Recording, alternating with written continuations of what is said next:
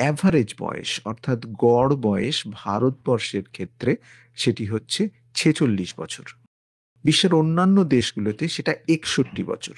ভারতবর্ষে বলা হয় ত্রিশোর্ধ্ব মহিলাদের সবারই স্তন নিজ পরীক্ষা করা উচিত, এবং ভারত সরকারের যে প্রোগ্রামটি চলে সেটি 30 বছরের ঊর্ধ্বে প্রত্যেকটি মহিলাকে বাধ্যতামূলক নিজ স্তন নিজেকে পরীক্ষা করার কথা বলা হয়।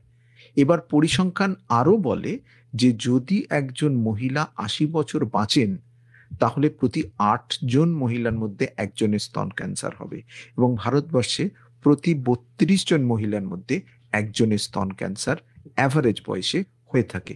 সুতরাং 30-এর পরে সবসময় আপনি একটু এক্সট্রা কেয়ারফুল থাকবেন। 30-এর নিচেও স্তন ক্যান্সার হওয়ার সম্ভাবনা থাকে।